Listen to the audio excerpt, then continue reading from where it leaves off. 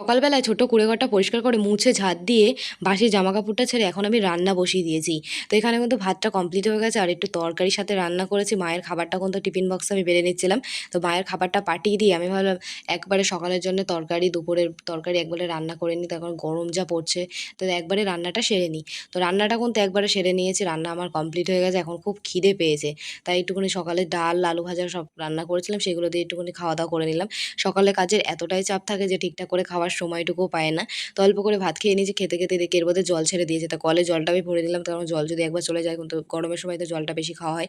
জল চলে গেলে আর জল পাবো না, তাই তাড়াতাড়ি করে জলের বোতলগুলো ভরে নিয়ে চলে আসলাম ঘরে। কমেন্টে সন্তু আমায় বলে যে দিদি আমি হাসনাবাদ থেকে দেখছি, আমার নামটা প্লিজ নেবেন। তো থ্যাংক ইউ সন্তু আমাকে এত সুন্দর একটা কমেন্ট করার জন্য। আমার তরফ থেকে তোমার জন্য অনেক অনেক ভালোবাসা রইলো। কমপ্লিট হয়ে গেছে, রান্না করার জিনিসগুলো সব নিয়ে চলে আসলাম এই ঘরে। তো এই ঘরে একটুখানি গন্ডি আমি এঁকে নিয়েছি চক দিয়ে, তার কারণ প্রচুর পরিমাণে পিঁপড়ে হয়েছে। ভাত খাওয়ার সময় দেখি ভাতের মধ্যে পিঁপড়ে ভরে থাকে।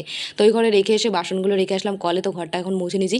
ঘর বারান্দা বাইরে আমার মোছা কমপ্লিট হয়ে গেছে। রান্নার পরে কয়েকটা বাসন ছিল, সেই বাসনগুলো মাজতে বসে পড়েছি। তো বন্ধুরা, তোমাদের সুন্দর সুন্দর নামগুলো আমাকে তাড়াতাড়ি কমেন্ট করে বলো। আজকে বাড়িতে সকালবেলা এই কাজগুলো আমার ছিল। তোমাদের সঙ্গে দেখা হচ্ছে আবার পরের ভিডিওতে বন্ধুরা, টাটা।